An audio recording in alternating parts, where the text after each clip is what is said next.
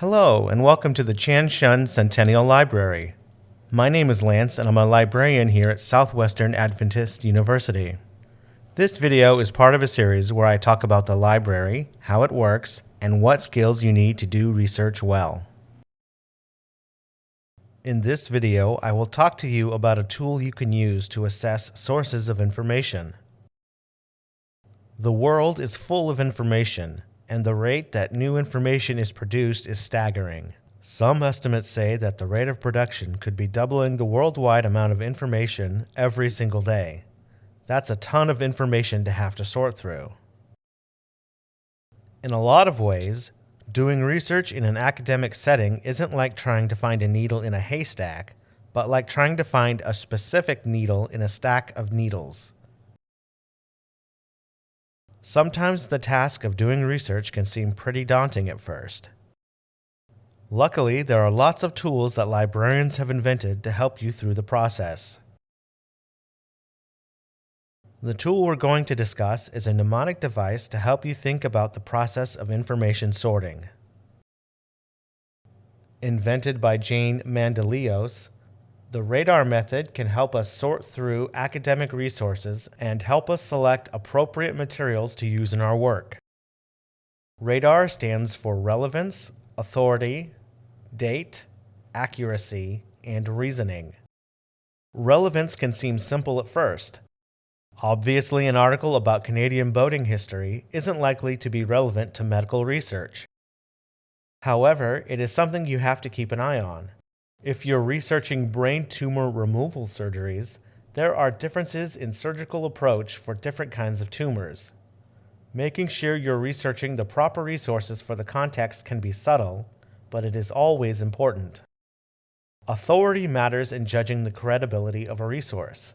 Experts who have years of training and experience in a subject are going to be much more knowledgeable than some random goober on social media. It can be tricky though. People can claim to have all sorts of credentials that they don't really have. Someone might call themselves a doctor and give out medical advice, but they really just have a doctorate in painting.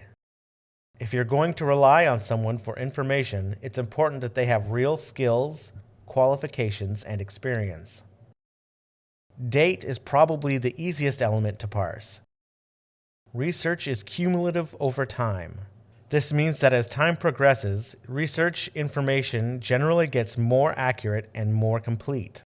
This means that you will want to stick, as much as possible, to the most current research available.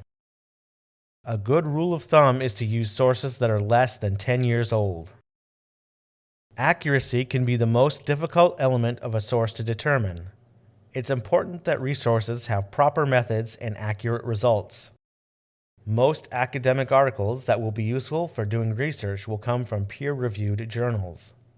In a peer-reviewed work, other academics and researchers will have examined the article to ensure that the author's methods were sound and that their results were in line with reality.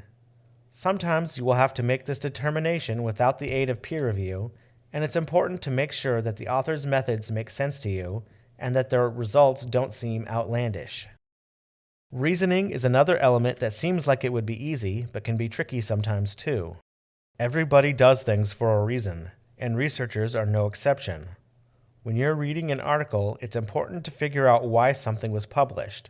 Are they professors who are sharing their work because they have a duty to, or do they have an agenda? A good example of this is old smoking research. Several decades ago, tobacco companies paid researchers to come up with data that they could use to say that smoking was healthy. The research was done by legitimate researchers, but their funding came with an implicit agenda that made their results untrustworthy even before the reporting on the results was manipulated for marketing purposes.